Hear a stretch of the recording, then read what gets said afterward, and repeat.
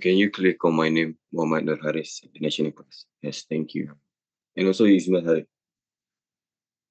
Yes. Permisi Ibu, atas nama Khairana Putri Widya Hasya, Bu. Terima kasih Ibu.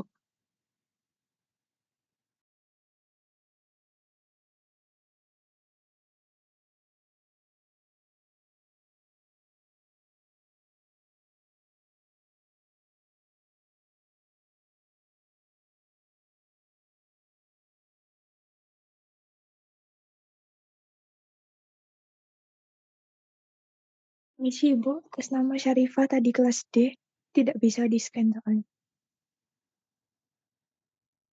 Terima kasih. Permisi Ibu, atas nama Gaida Azwa kelas A Ibu. Terima kasih Ibu.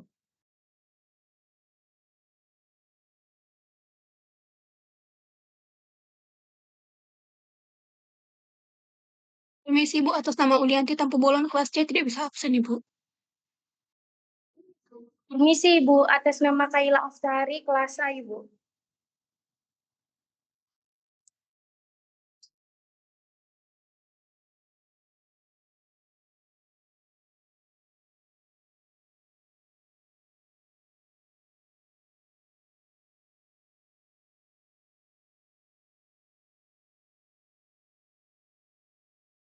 Kelas D tidak ada lagi. Virus, Laurencia,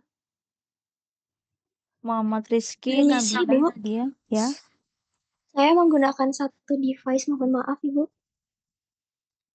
Atas nama Virus istri. Mohon kasih, Bu. Bu, atas nama Muhammad Rizky tidak bisa absen karena menggunakan satu device. Terima kasih.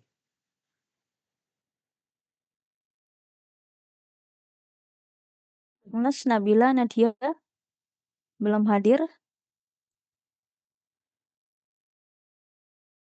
Itarun, Nabil, Zahra.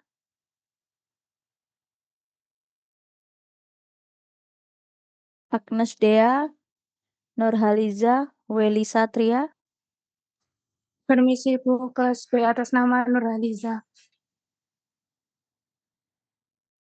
Kelas A, Abdan Rizky, Ahdi, Ayu Firania, Liwaul, Nazifa.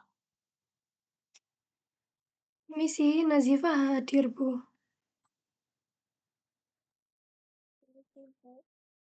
Untuk kelas D atas nama Lauren hadir. Mohon bantuannya untuk PC ya. Dicatat dulu ini, nanti kalau misalnya memang hadir nanti saya diinfo ya. Kelas Ibu, ya. saya ditaruh dari kelas C, Ibu. Oke. Ya, untuk kelas D ada Permisi Bu Mareta. ya. Nadia. Mohon maaf saya belum absen atas nama Nadia, tadi kesulitan untuk buka kampus kitanya Ibu. Oke. Yang kelas D Laurencia Nabila. Kemudian kelas C Muhammad Nabil dan Zahra. Kelas B ada Agnes dan Weli. Kelas A ada Abdan, Ahdi, Ayu Firania dan Liwaul ya. Nanti PC-nya kalau misalnya memang mahasiswanya hadir saya diinfo ya. Kelas D hadir Bu. Atas nama Ren Bu, kelas D. Lauren. Oke. Ada Di lagi? kelas A hadir ya Bu? Ahdi kelas A. Oke, ada lagi yang belum presensi?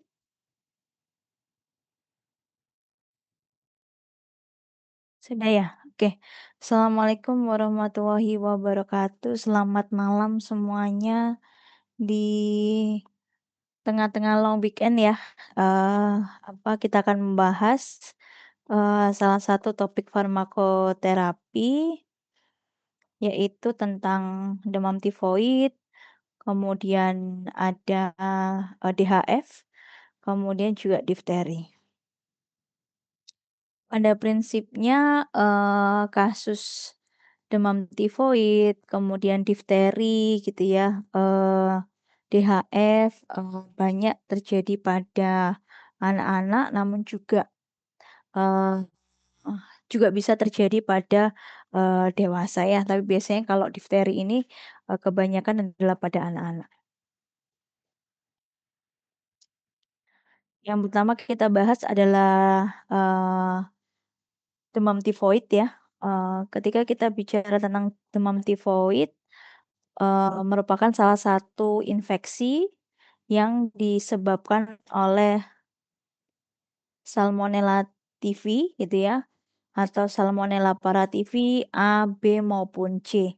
Kalau kita lihat dari jenis bakterinya, termasuk bakteri gram negatif, kemudian tidak memiliki spora, kemudian memiliki flagel ya, flagellata, kemudian terdapat Fimbria juga, yang mana sifatnya tidak hanya aerob ya, tapi juga anaerob fakultatif. Kemudian suhu optimum untuk bertahan adalah sekitar 37 derajat dengan pH 6 sampai 8. Nah, bakteri ini bisa hidup bebas ya di dalam air, sampah, kemudian di udara, debu gitu ya. Yang mana bisa mati ketika ketika pada suhu sekitar 60 derajat, dipanaskan selama 15 sampai 20 menit. Kemudian terdapat antigen O, H, dan VI ya, yang paling banyak, O dan H. Kalau kita lihat ya dari sini terdapat tadi kan saya info bahwa terdapat 3 antigen ya, antigen O, antigen H, dan antigen V gitu ya. Ini sebetulnya terletak pada bakterinya ya. Kalau antigen O, dia letaknya endotoksin pada bagian endotoksinnya, kemudian antigen H ini pada flagellanya yang semacam membentuk gelombang gitu ya, flagellanya, kemudian kalau antigen V pada permukaannya ya, pada antigen termasuk terletak pada permukaan. Bagaimana sebetulnya faktor resiko dan cara penyebarannya? Sebagian besar lebih pada sanitasi dan higienitas ya, yang mana terjadi biasanya pada anak-anak gitu ya, ataupun mungkin pada lansia atau siapapun yang memang apa, sanitasi, higienitas, atau tempat tinggalnya gitu ya, pada daerah-daerah kumuh misalnya gitu ya. Misalnya contohnya, sering jajan sembarangan yang terkontaminasi misalnya dengan adanya lalat ya, kemudian, suka apa, ketika mau makan tidak cuci tangan gitu ya, kemudian ditambah dengan imunitas tubuh yang tidak baik ya. Jadi dari usia, kemudian higienitas dari masing-masing orang, kemudian makanan dan minuman yang dikonsumsi oleh masing-masing, kemudian sanitasi lingkungan yang mana misalnya, eee eee, tinggal di daerah pemukiman yang tempat pembuangan sampah, atau mungkin di daerah bawah jembatan gitu ya, kemudian di daerah-daerah lingkungan yang ketersediaan air bersihnya terbatas, kemudian juga imunisasi ya. Imunisasi tifoid itu memang tidak masuk dalam eee imunisasi inti gitu ya yang diwajibkan. Namun semakin ke sini gitu ya dengan banyaknya, penyakit gitu ya, salah satunya adalah tifoid yang sering juga terjadi utamanya pada anak-anak, maka, para dokter anak gitu ya selain, imunisasi inti juga menyarankan beberapa, imunisasi seperti salah satunya adalah imunisasi tifoid.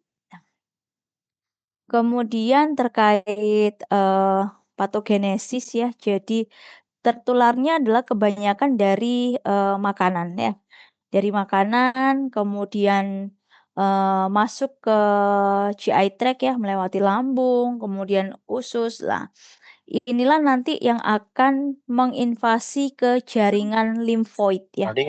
Disebutnya adalah Peyer's plaque ya, yang mana nanti pada jaringan ini akan berkembang biak ya. Kemudian masuk ke aliran darah, kemudian masuk ke saluran limfa mesenterik ya, yang mana ini biasanya terjadi sekitar 5 sampai 14 hari.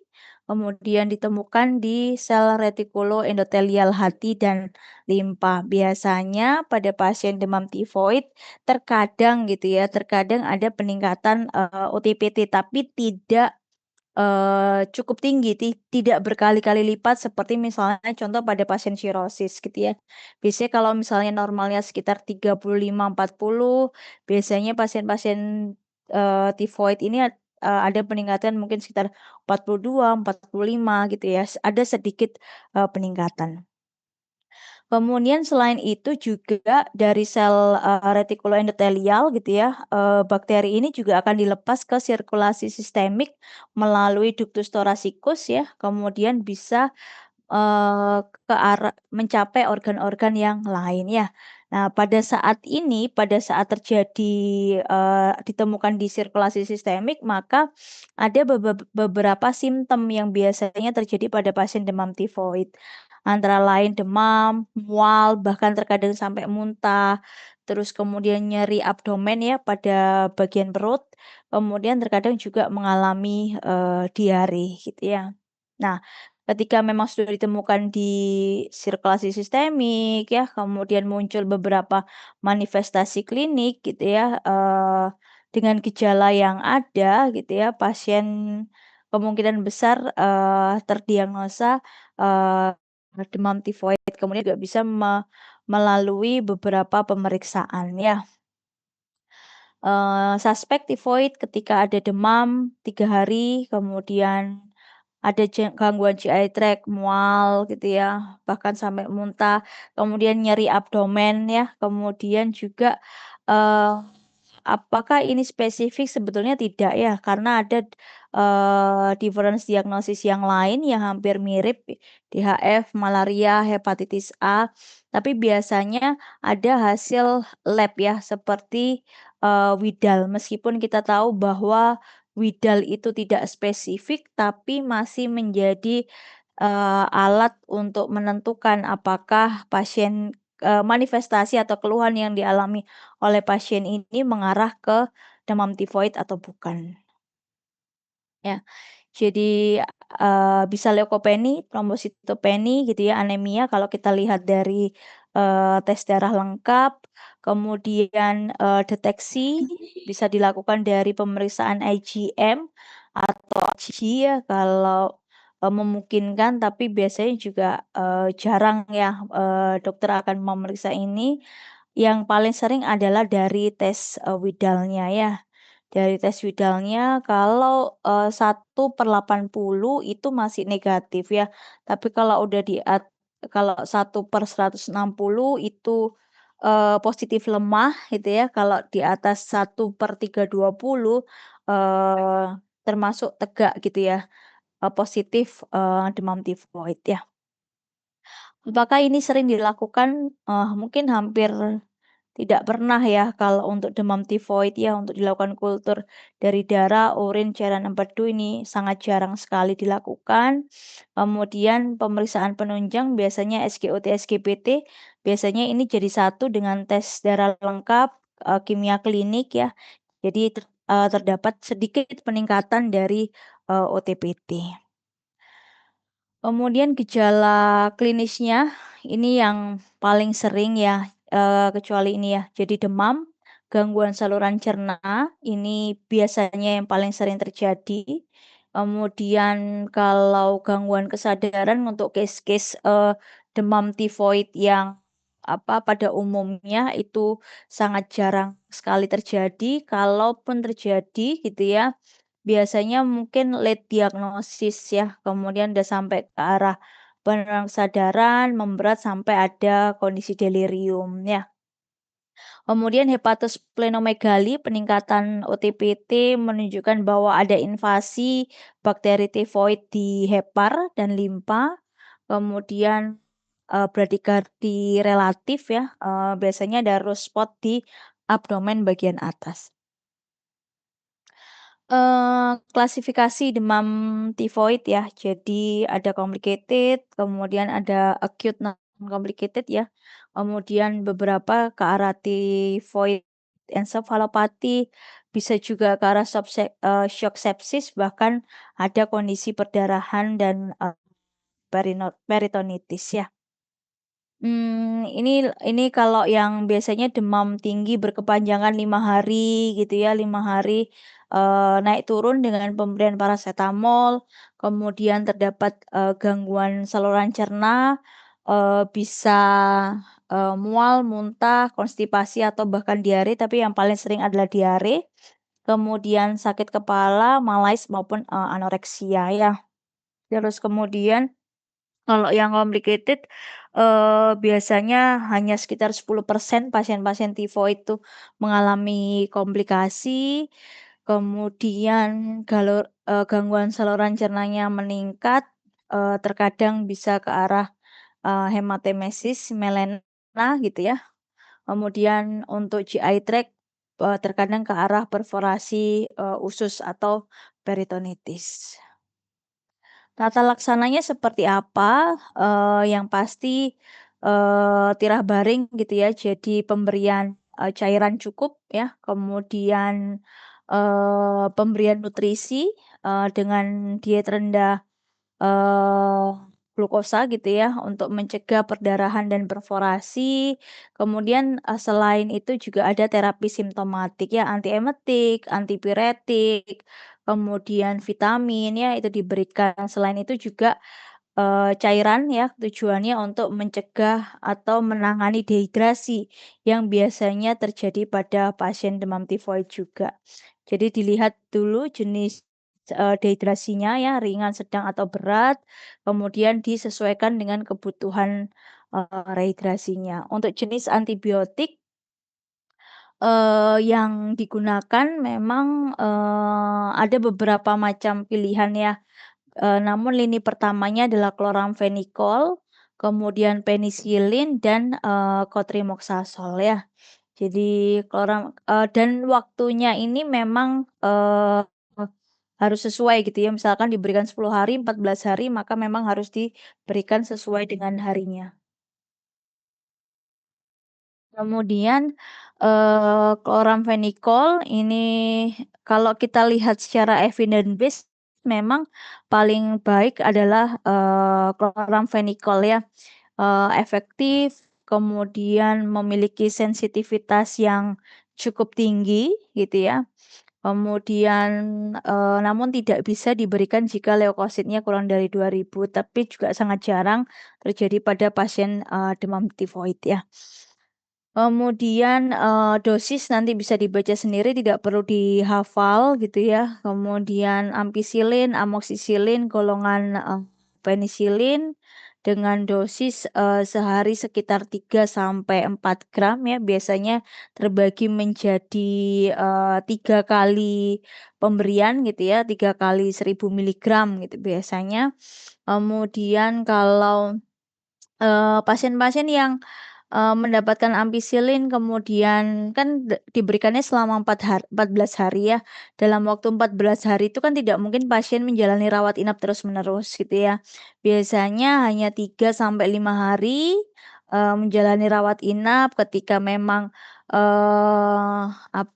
rehidrasinya sudah baik, kemudian pasien sudah tidak mengalami demam, nyeri abdomen yang membaik, biasanya pasien bisa dipulangkan ya. Kemudian untuk, obat KRS-nya gitu ya, dari ampicillin switch ke ampicillin ya, kemudian, atau juga bisa di-switch ke kalau memang tidak ada gitu ya, bisa di-switch ke, amoxicillin yang mana masih dalam satu, golongan ya. Kemudian selanjutnya adalah, sulfamethoxazole trimethorphan ya. Dengan pemberian adalah selama 14 hari, kemudian diberikan sehari 2 kali ya. Selain itu, kalau misalnya dalam pemberian lini pertama pasien mungkin ada, alergi gitu ya, kemudian tidak menunjukkan perbaikan klinis, maka bisa di-switch ke lini kedua. Apakah pasien dengan kondisi alergi penisilin bisa mendapatkan, cefalosporin? Bisa gitu ya. Kenapa kok bisa? Karena meskipun sama-sama beta-lactam, terdapat, rantai samping yang berbeda gitu ya pada ceftriaxone, sehingga masih memungkinkan, tidak menunjukkan, respon alergi ketika pasien mendapatkan golongan cefalosporin. Tapi ketika memang, alerginya ataupun jenis, apa namanya, sensitivitasnya ya atau sensitif ke arah alerginya itu pada, cincin atau yang rantai struktur yang beta-lactam, ada kemungkinan juga alergi terhadap ceftriaxone. Sehingga biasanya kalau pasien menunjukkan alergi penisilin dilakukan, skin test terlebih dahulu, apakah dengan ceftriaxone alergi atau tidak ya. Jadi bukan berarti kalau pasien alergi penisilin pasti juga, alergi, cefalosporin ya. Selain itu, selain, golongan cefalosporin, terdapat juga golongan quinolone yang bisa diberikan, yang sering digunakan adalah, ciprofloxacin ya. Ini hampir sama ya, kalau kita lihat, di sini untuk yang biasanya kan, demam tifoid yang uncomplicated ya. Memang, kalau di luar gitu ya, yang paling sering diberikan adalah, fluoroquinolone ya, 5 selain apa namanya, termasuk antibiotik baru gitu ya dibanding yang lainnya, penggunaan fluoroquinolone itu kecenderungannya, hanya diberikan dalam waktu 7 hari ya. Jadi lebih singkat dibandingkan dengan antibiotik yang lain ya. Karena apa? Karena kalau antibiotik itu kan memang, kalau memungkinkan diberikan lebih singkat, jauh lebih baik dibandingkan durasi yang lebih panjang. Karena ketika pasien itu mendapatkan antibiotik KRS atau antibiotik peroral gitu ya, yang diberikan dalam jangka waktu yang panjang, ada resiko resistensi ketika pasien tidak menggunakan dengan benar gitu ya. Sehingga ketika ada pilihan, terapi antibiotik yang dapat diberikan lebih pendek, dalam waktu yang lebih pendek, lebih dipilih ya. Kemudian, untuk tata laksana komplikasi ya tadi ada, tifoid toksik, shock sepsis maupun perdarahan dan perforasi. Untuk kondisi tifoid toksik ada dual antibiotik ya, selain ampicillin juga dikombinasi dengan chloramphenicol, kemudian masuk juga, kortikosteroid ya. Kemudian, shock sepsis pasti kalau, kondisi shock sepsis ya, maka ada pemberian terapi hemodinamik ya, ada pemberian vasopresor ya, kemudian kontrol, glukosa darahnya gitu ya. Selain memang, pada case demam tifoid ada pemberian, antibiotik ya. Kalau perdarahan, pasien ada kondisi perdarahan berarti menunjukkan, nilai Hb-nya turun ya, di bawah 10 misalkan, maka perlu adanya pemberian, PRC ya. Kemudian, selain itu ada juga yang, semacam, switching ya, switching antibiotik.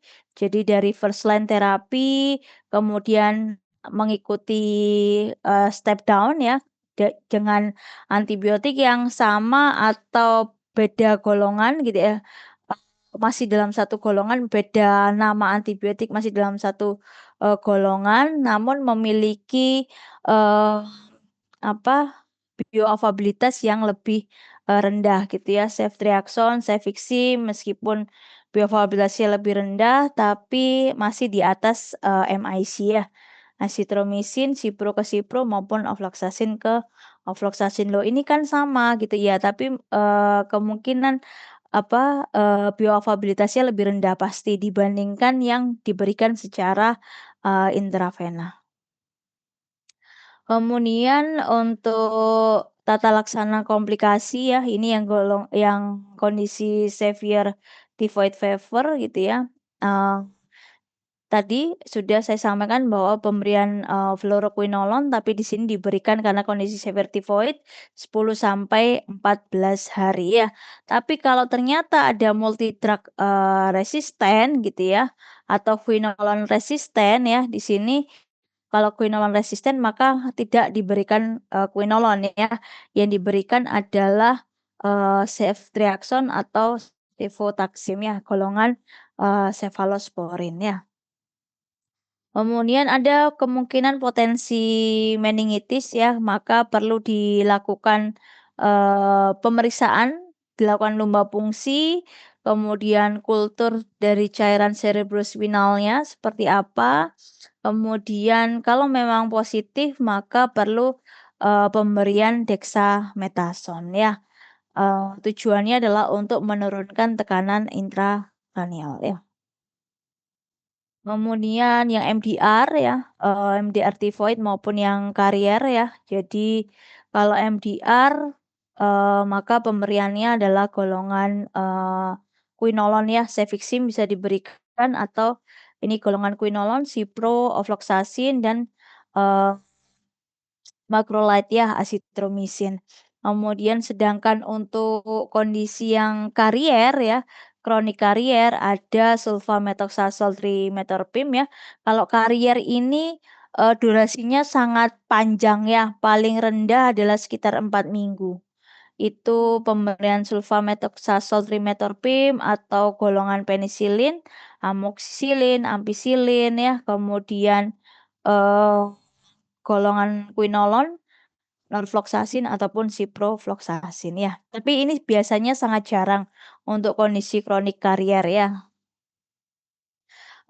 Recall kembali tentang cara atau mekanisme kerja ya dari antibiotik, penisilin, kaitannya dengan hambatan, dinding sel ya, kemudian quinolone, hambatan pada replikasi dan transkripsi ya.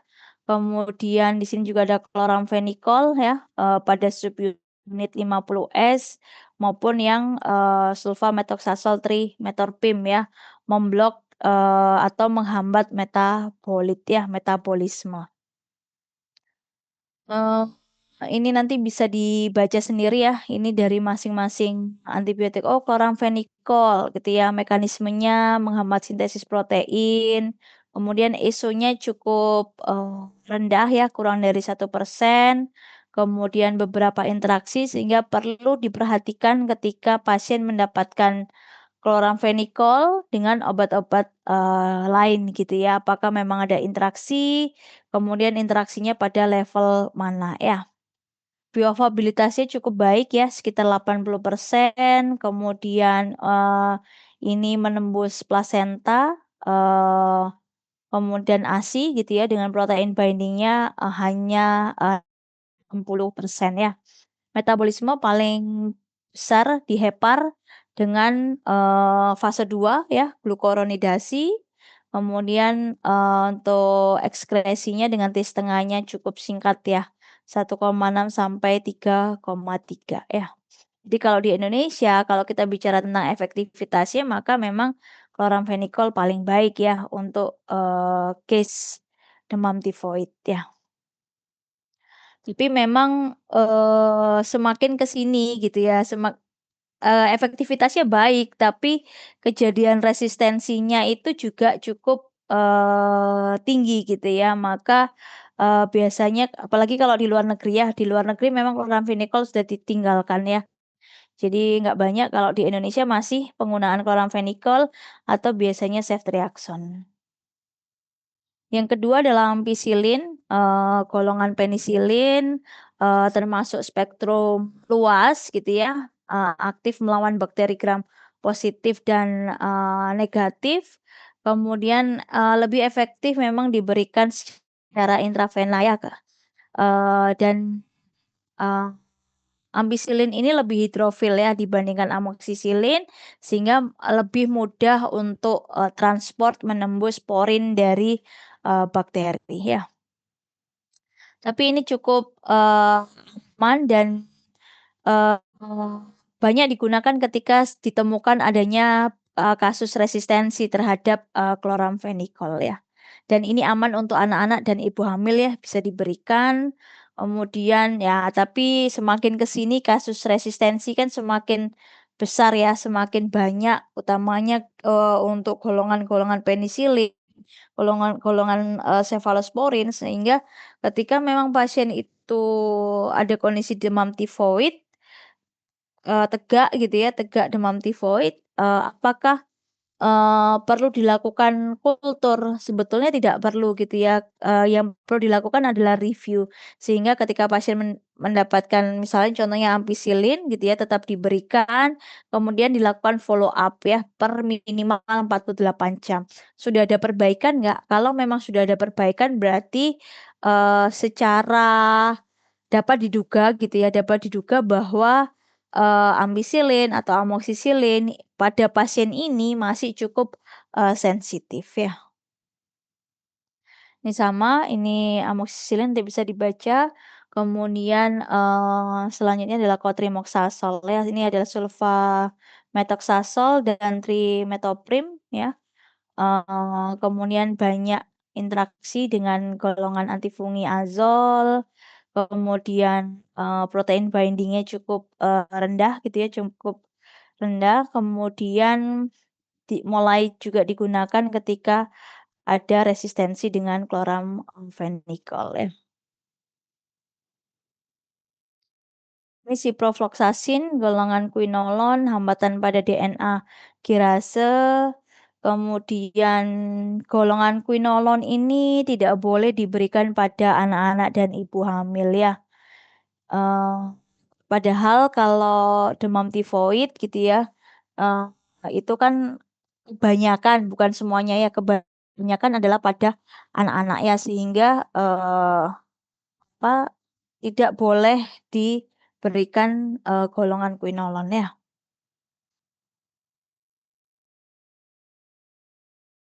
Yang kedua DHF ya, jadi ada dengue fever, ada dengue hemorrhagic fever ya.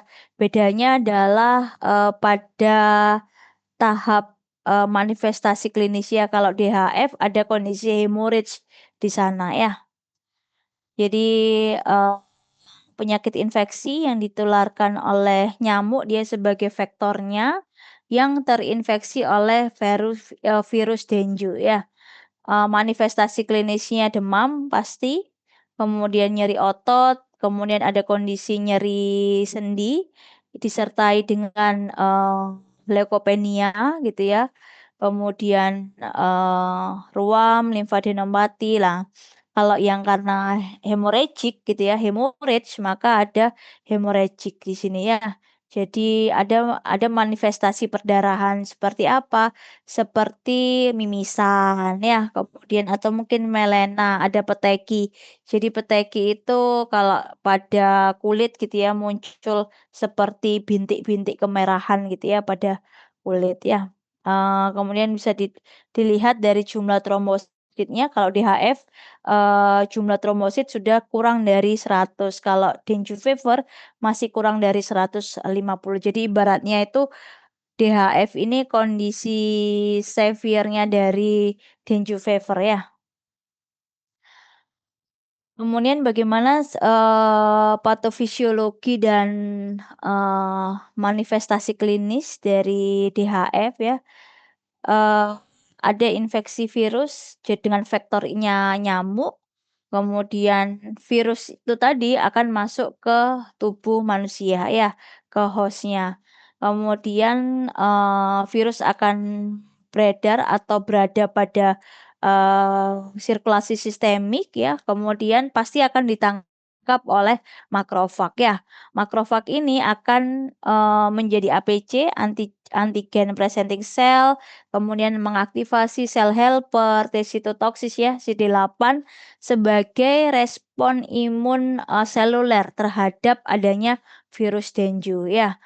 Kemudian aktivasi sel T sitotoksik, dia akan melisis makrofag dan sel B sebagai antibodi gitu ya, akan melepas antibodi, kemudian aktivasi dari komplement oleh kompleks imun ya.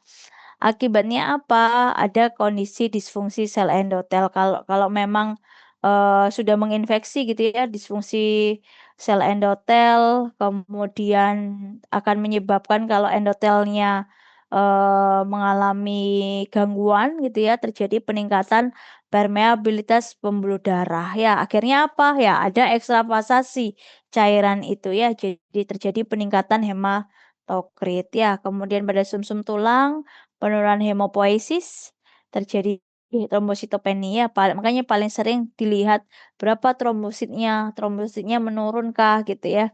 Kemudian, kalau dari makrofag jaringan pasti akan mengaktifasi sitokin proinflamasi sehingga muncullah respon atau manifestasi berupa demam ya. Kemudian trombositopeni ini juga termasuk koagulopati ya, karena adanya perdarahan dari sitokin juga akan merangsang, faktor koagulasi gitu ya, kemudian menyebabkan perdarahan ya. Terbentuk fibrin ya, kemudian, perdarahan ya. Selain itu pada hepar, terjadi replikasi virus di hepatosit dan sel Kupffer gitu ya, menyebabkan terjadinya nekrosis sel, kemudian pelepasan enzim, aminotransferase sehingga terjadi peningkatan dari, OTPT. Siklus penularannya ya, jadi, nyamuk ya, terinfeksi virus gitu ya, kemudian, masuk ke dalam, host ya, kemudian muncullah fase demam akut ya, jadi viremia 2 hari gitu ya, sampai 5 hari setelah demam itu timbul ya, ini ya. Terus kemudian, nyamuk itu tadi menjadi infektif gitu ya dalam waktu 8 sampai 12 hari sesudah, istilahnya mengisap darah dari penderita ya.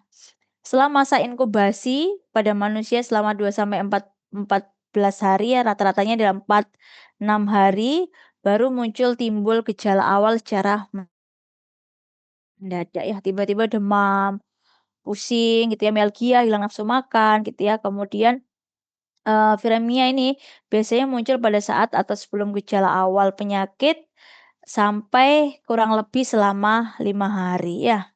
Nah, pasien ini dalam masa sangat infektif untuk faktor nyamuk berperan dalam siklus, penularan jika penderita tidak terlindung terhadap kemungkinan, digigit oleh nyamuk ya. Makanya biasanya "Oh kok ada kemerahan?" Gitu ya, padahal awalnya belum demam ya.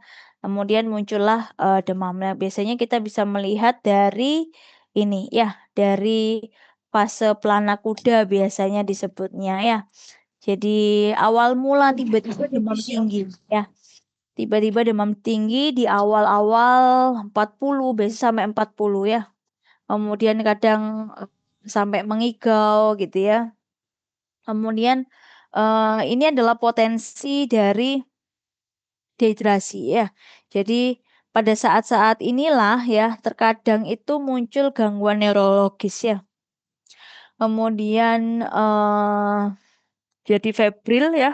Jadi ada kondisi demam di sini 1 sampai 3 hari, kemudian demamnya turun ya, jadi demam turun. Oh, sudah nggak demam. Jadi bukan berarti kondisi tidak demam pada setelah hari ketiga itu, menunjukkan sudah sembuh gitu ya, tapi di sinilah malah, termasuk kondisi, yang mengkhawatirkan ya, kondisi kritis ya, kondisi kritis sehingga, ada kemungkinan shock bleeding ataupun gangguan ataupun kerusakan organ ya.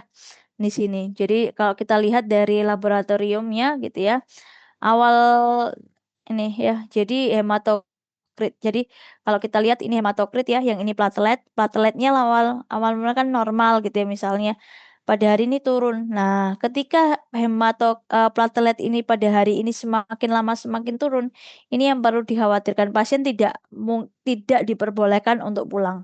Tapi kalau sudah ada sedikit saja peningkatan pada plateletnya gitu ya, maka dan, keluhan-keluhan yang dialami pasien sudah membaik, biasanya sudah boleh pulang ya.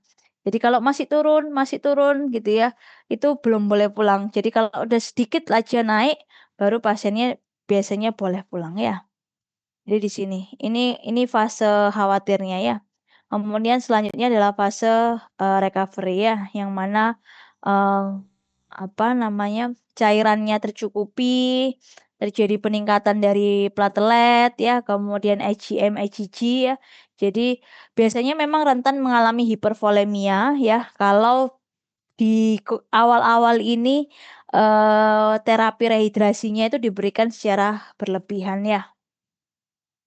Ini kalau dari Permenkes ya, jadi fase demam, fase kritis, dan fase pemulihan ya.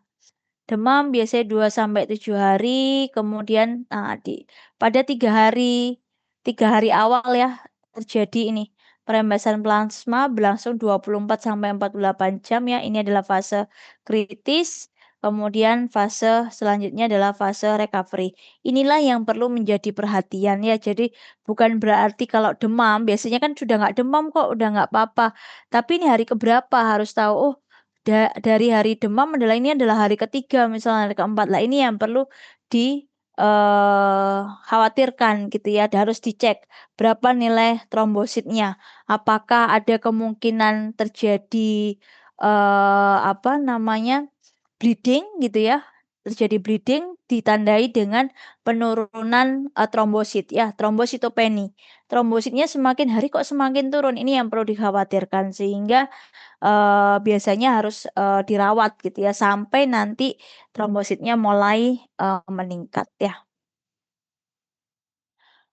Ini perbedaannya ya, dengue fever, DHF, ataupun DSS ya. Jadi kita lihat biasanya paling mudah adalah dari trombositopeni. Trombositopeninya masih kurang dari 150 tapi lebih dari 100 ya, tapi kalau sudah kurang dari 100 ya, ini, mengarah ke, DHF ya. Tapi kalau yang ini sudah ada kondisi, syok ya. Jadi kriteria DHF kemudian ditambah dengan, tanda-tanda syok seperti takikardi atau bahkan ada kondisi, hipotensi di sana, sistoliknya kurang dari, 80 ya untuk usia kurang dari 5 tahun atau di antara 80 sampai 90 lebih dari, 5 tahun ya. Jadi ini yang perlu menjadi parameter utamanya ya, kita lihat dari trombositnya ya. Kalau sudah kondisi ini biasanya, oh pasiennya mimisan ya, ekimosis, ada memar gitu pada tangan, peteki, jadi kemerahan-kemerahan pada daerah tangan ya. Ini, oh berarti ini sudah ada kondisi perdarahan ini. Kalau seperti ini, misalnya masuk di IGD dengan kondisi seperti ini, biasanya klinisi, akan mendiagnosisnya DHF ya.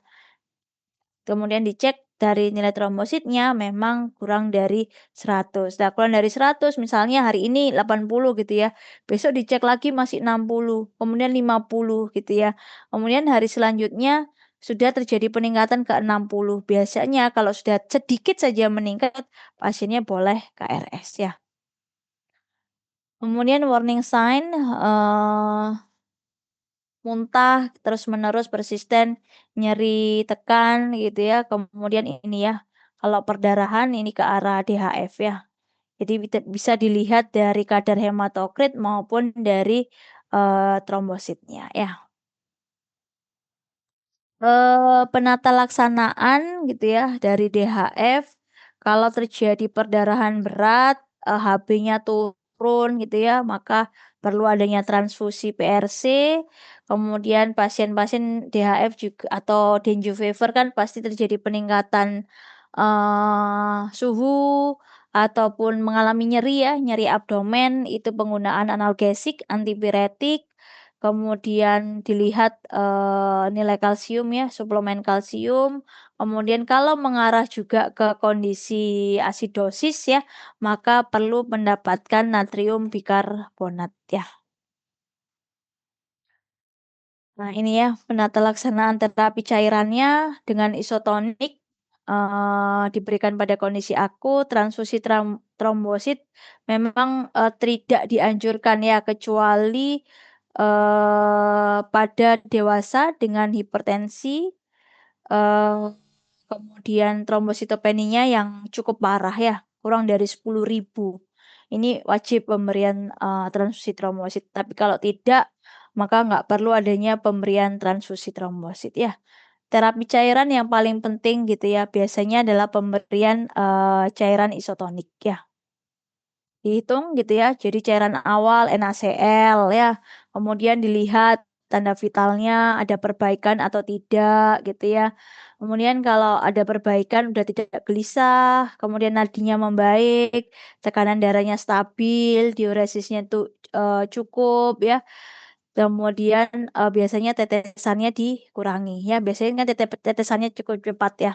Tetesannya dikurangi, kemudian ada perbaikan disesuaikan tetesannya sampai pada kondisi, stabil ya. Biasanya kalau sudah stabil, rehidrasi sudah baik gitu ya, 24 sampai 48 jam bisa dihentikan ya.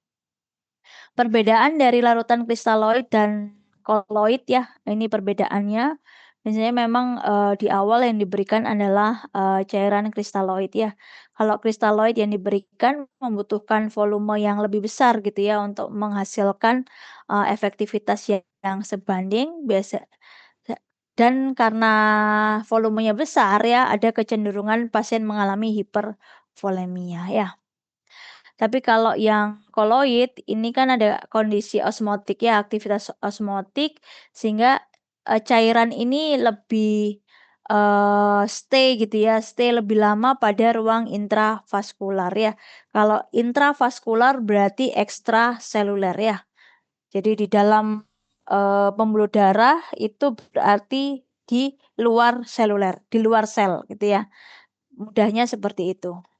Kemudian, karena jumlahnya banyak yang dibutuhkan untuk kristaloid, maka efek samping biasanya edema ya, hipernatremi, hiperkalemi, hiperkloremia, karena jumlahnya cukup besar ya. Kemudian, ini beberapa perbedaan komposisi dari jenis, larutan kristaloid, NaCl dan lain sebagainya ya. Kemudian pemberian analgesik, antipiretik ya, yang paling sering ya memang, parasetamol gitu ya yang diberikan.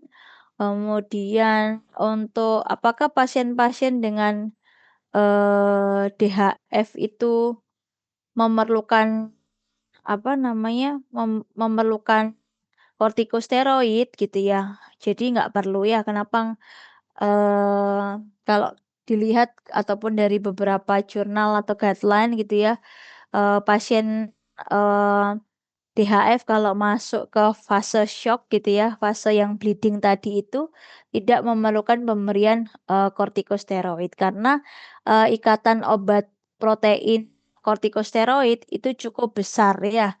Sedangkan pada DHF itu kan, terjadi trombositopeni ya. Jadi ikatan dengan, antara obat proteinnya itu menjadi tidak sempurna ya, sehingga apa dampaknya free drug-nya jauh lebih besar ya, sehingga dampaknya malah menjadi toksik ya. Kemudian yang terakhir difteri ya, kalau difteri salah satu jenis infeksi yang disebabkan oleh Corynebacterium diphtheria ya, biasanya terjadi pada anak-anak, menular melalui udara ya. Kemudian termasuk bakteri gram positif, bentuknya basil, tumbuh secara aerob ya, mati pada pemanasan 60 derajat, sama seperti, demam tifoid tadi ya. Kemudian, tahan sampai beberapa minggu gitu ya, kemudian, terjadi pseudomembran ya, jadi membentuk pseudomembran yang susah diangkat, mudah berdarah, biasanya berwarna putih keabu-abuan. Ya, penyebarannya gimana? Melalui udara yang paling banyak ya, seperti air liur, batuk, bersin ya, yang mana membawa kuman, difteri atau juga dari eksudat lesi kulit yang terinfeksi, kanan, sayangan, sampai yang terkontaminasi, kemudian kontak langsung dengan penderita ya. Bagaimana patofisiologinya ya dari Kemudian peduli kan Corynebacterium diphtheria, kemudian ini pada mukosa saluran nafas bagian atas yang akan memproduksi toksin. Toksin inilah nanti yang akan menyebar ya, baik itu lokal ataupun ke seluruh tubuh ya. Jadi biasanya kalau yang lokal ini biasanya hanya respon inflamasi lokal, pseudomembran, kemudian menyumbat jalan nafas sehingga ada gangguan pernafasan di sana. Tapi kalau sudah penyebaran toksinnya ke seluruh tubuh, ke arah jantung, saraf maupun ke ginjal ya. Klasifikasi ya, infeksi ringan bila pseudomembrannya itu hanya terdapat pada mukosa hidung dengan gejalanya hanya nyeri telan gitu ya. Kemudian yang sedang itu kalau sudah sampai ke faring dan menyebabkan pembekakan pada laring, tapi kalau yang berat sudah ke arah sumbatan nafas yang ke arah jantung, ginjal gitu ya, ataupun menyebabkan gangguan gerak ya. Ini awal mulanya radang lokal karena ada demam hingga 38,5. Jadi pada awal kan membentuk tonsil gitu ya. Jadi dia akan membentuk tonsil pada lokasi tertentu yang terkena difteri, kemudian muncul manifestasi demam gitu ya. Awalnya lokal. Kemudian, nah ini beberapa ya. Jadi ada difteri hidung. Dia biasanya pilek ringan dengan atau tanpa disertai gejala sistemik, kemudian ada sekret hidung gitu ya, kemudian tampak seperti membran putih pada daerah septum nasalnya ya. Kemudian yang kedua ada laring, nah ini ya. Jadi nyeri tenggorokan, kemudian demam sampai 38, nadinya cepat, lemah, nafasnya bau, anoreksia, malaise. Jadi kalau dilihat seperti ini ya. Jaringan lunak leher yang luas, kemudian bullneck. Jadi kayak semacam ada pembengkakan terus putih-putih di bagian kiri kanan pada faring ya. Yang ketiga laring. Nah, kalau yang laring udah bagian lebih dalam lagi ya. Jadi seperti ini. Biasanya batuk kering, sering mengalami batuk, suaranya itu semakin lama semakin serak gitu ya. Kemudian demam tinggi, cyanosis, ada kalau di raba di area leher terjadi pembengkakan kelenjar. Kemudian yang terakhir adalah difteri kulit ya. Jadi semacam apa ya? Kayak kayak kasar gitu ya diawali terus kemudian ke putih-putih, kemudian semacam ada luka bagian dalamnya itu kemerahan gitu. Jadi awal mulanya dermatosis ya namanya ya, dermatosis. Kemudian ada luka goresan, impetigo, kemudian seakan seperti luka bakar ya. Kalau dipegang nyeri gitu ya, sakit, kemerahan di sini, eksudatnya cukup khas ya, biasanya dokter akan bisa melihat, oh ini sepertinya ke arah difteri kulit gitu ya. Yang terakhir difteri vulvovaginal, konjungtiva, dan telinga ya. Ya, pasti bentuknya semacam ulserasi. Pada prinsipnya manifestasi klinis dari difteri itu ada ulcer ya, ulserasi tergantung pada site mana yang terkena ya. Pemeriksaan diagnostik, identifikasi fluoresan antibody, kemudian isolasi kuman ya. Biasanya ini yang paling sering dilakukan ya, penegakan difteri. Nah, makanya perlu adanya pencegahan dengan pemberian imunisasi ya dengan DPT gitu ya. Jadi vaksin DPT, difteri, pertusis tetanus ya. Atau vaksin TD, tetanus difteri, vaksin TDAP gitu ya. Jadi kalau pada anak-anak DPT kalau tidak salah itu sekitar 4 kali suntik ya. 4 kali pemberian vaksin DPT ini adalah vaksin wajib ya, yang harus diberikan sehingga kalau vaksin di puskesmas ya, vaksin wajib ini tidak perlu, membayar. Karena biasanya kalau di klinik ataupun di praktek dokter, ya kalau vaksin cukup mahal ya harganya, sekali vaksin rata-rata di atas 100 sampai 200 ya untuk satu jenis vaksin ya. Makanya kenapa perlu di dimanfaatkan gitu ya kalau misalnya memang ini adalah vaksin wajib di puskesmas bisa gratis, maka perlu dilakukan sosialisasi untuk, ibu-ibu yang baru melahirkan gitu ya bahwa, bisa mendapatkan layanan vaksin gratis di puskesmas untuk jenis-jenis vaksin, wajib ya. Kemudian pengobatannya, isolasi kalau, difteri ya, isolasi selama 2 sampai 3 minggu, kemudian akan dilakukan pemeriksaan EKG, pemberian cairan gitu ya, kemudian, pengobatan khususnya dengan anti difteri serum, pemberian antibiotik dan, kortikosteroid ini sudah pasti ya. ADS-nya apa? ADS-nya tergantung dari jenis difterinya ya, nanti langsung diberikan ya. 20.000 unit IM dan lain sebagainya ini sudah pasti ya. Kemudian, selain itu juga ada pemberian antibiotik. Antibiotiknya adalah, kalau IM penisilin prokain ya yang diberikan atau eritromisin, oral parenteral gitu ya selama 14 hari ya.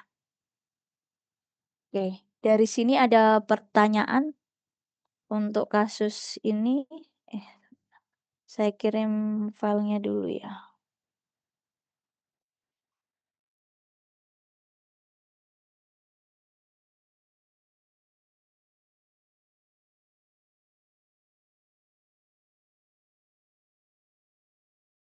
Silahkan bisa di-download di kolom chat untuk, kasusnya untuk ini ya, PPT-nya ya. Kemudian, untuk tutorialnya kita ambil kasus demam tifoid saja. Sebentar. Untuk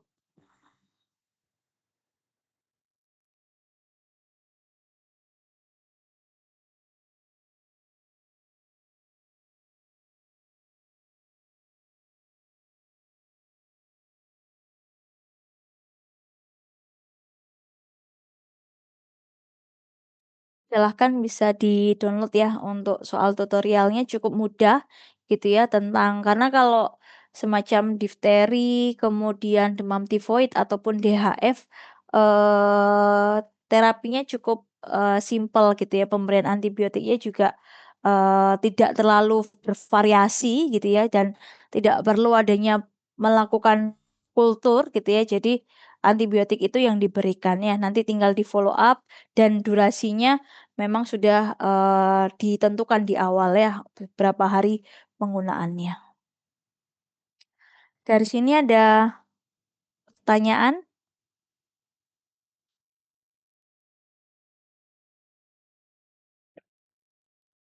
Silahkan kalau ada pertanyaan dari, eee, topik tiga materi ini ya, mulai demam tifoid, DHF, ataupun yang, difteri. Silahkan, ada pertanyaan? Aku mau bertanya, Ya, silahkan. kalau misalnya pasiennya ini tadinya statusnya adalah pasien demam tifoid, terus tapi dia, sudah nggak ada gejala kayak demamnya turun gitu, tapi di hasil kulturnya masih ada, Salmonella typhi, itu apakah dia langsung termasuk jadi karir atau bagaimana, Bu? Terima kasih.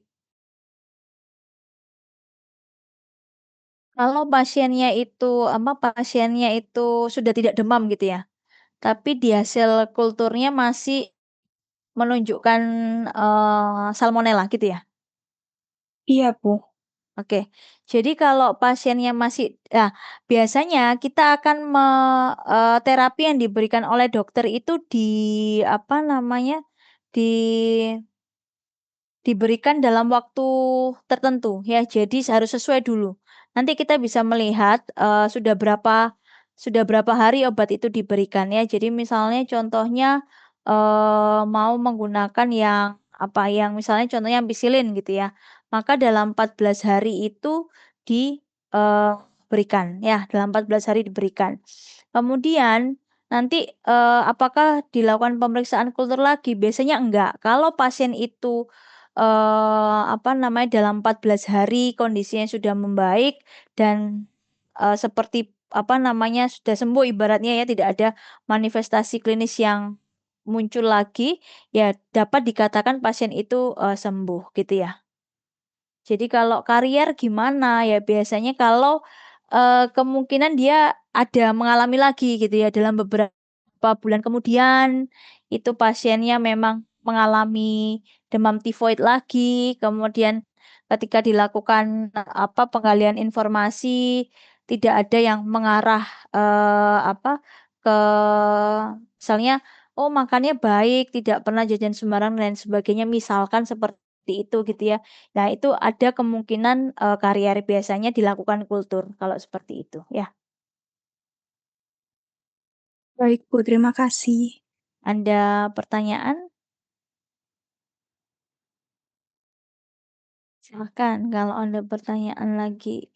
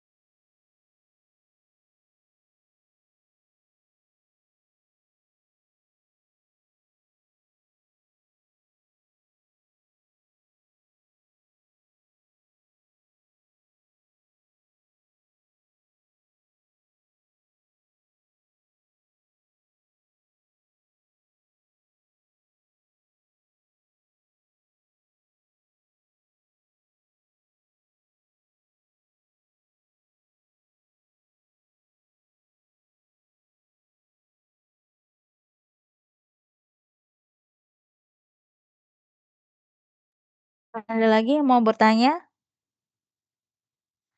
Silahkan.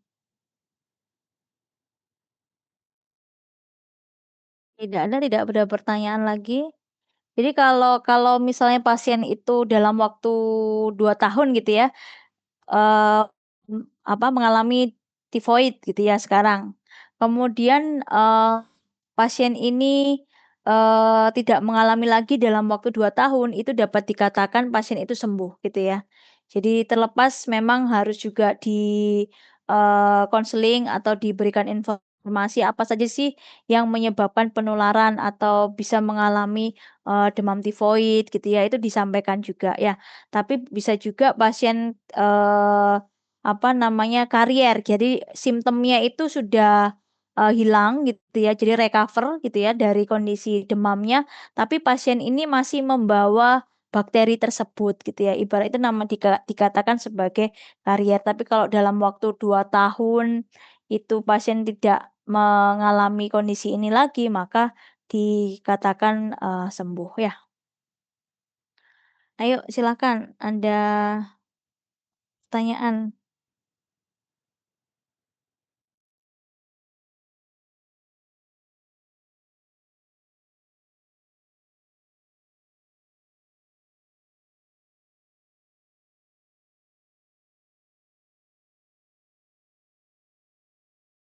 Apakah pasien-pasien demam tifoid itu, sebagian besar bisa mengarah ke kondisi karier nggak? Kalau dilihat dari epidemiologinya, kira-kira, yang mengarah ke karier lebih besar apa lebih sedikit?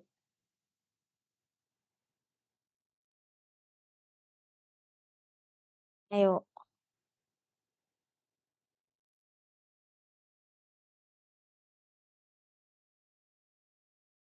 lebih banyak apa lebih sedikit untuk case-case eee, karier.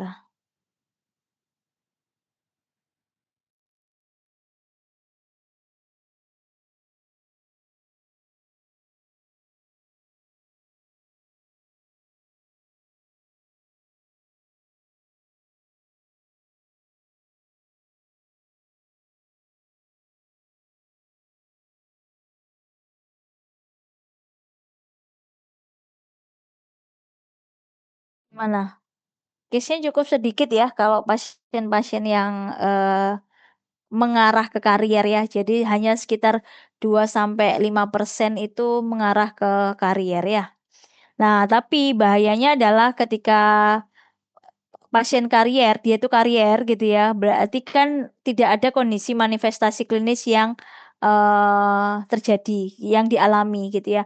Tapi, eee, karena ada bakteri gitu ya di dalam tubuhnya biasanya, utamanya adalah pada saluran cerna atau gallbladder-nya gitu ya, dan ini bisa, eee, terlihat ataupun Eee, apa namanya, ada pada feses ataupun urinnya gitu ya, dan inilah nanti yang bisa me sebagai alat ataupun site untuk penyebarannya gitu ya. Jadi, terkontaminasi. Jadi misalnya contohnya mungkin dari, eee, pada urin, feses, kemudian orang tersebut tidak cuci tangan gitu ya, dia makan, kemudian makanan itu juga dimakan oleh orang lain, di saat kondisi orang lain tersebut tidak fit, ada kemungkinan tertular melalui sana gitu ya. Jadi memang, apa, bagaimana cara mengatasinya gitu ya, kan kita nggak tahu apakah dia karier, tifoid atau enggak, kan nggak orangnya tersebut juga mungkin nggak tahu dia adalah karier. Maka memang satu-satunya cara untuk, apa namanya, mencegah atau meminimalisir terjadinya penularan gitu ya, maka ya, faktor sanitasi dan higienitas itulah yang paling penting gitu ya. Kalau mau makan cuci tangan, kemudian misalnya habis beli, apa namanya, buah atau sayur gitu ya, terus mesti harus dicuci gitu ya, terus kemudian, penggunaan air bersih dan, untuk anak-anak biasanya dilakukan, imunisasi tifoid ya. Oke, dari sini ada pertanyaan lagi? Tidak ada pertanyaan? Kalau tidak ada tadi ada yang belum presensi kah untuk kelas D, Nabila Ayu? Tidak hadir? Diri Bu atas nama Nabila. Oke, kemudian untuk kelas C, Zahra? Kelas B ada Agnes dan Welly Satria. Kelas A ada Abdan, Ayu, dan Liwaul. Hadir Liwaul Ibu. Oke, ada lagi Ayu, Abdan? Tidak hadir? Agnes, Welly tidak hadir? Zahra tidak hadir? Nggak ya? Oke. Ada pertanyaan? Tidak ada pertanyaan? Oke, kalau tidak ada pertanyaan gitu ya, kita akhiri kuliah pada malam hari ini. Terima kasih. Mohon maaf bila ada salah kata. Misi Bu, Wassalamualaikum. Ya, atas nama Abdan, kelas A, atas nama siapa? Abdan. Abdan. Oh, Abdan Rizky. Iya Bu. Oke. Oke. Terima kasih. Wassalamualaikum warahmatullahi wabarakatuh. Waalaikumsalam warahmatullahi Terima wabarakatuh. kasih Bu. Terima kasih banyak Ibu. Terima kasih Bu. Terima kasih Bu. Terima kasih Bu. Waalaikumsalam. Terima kasih.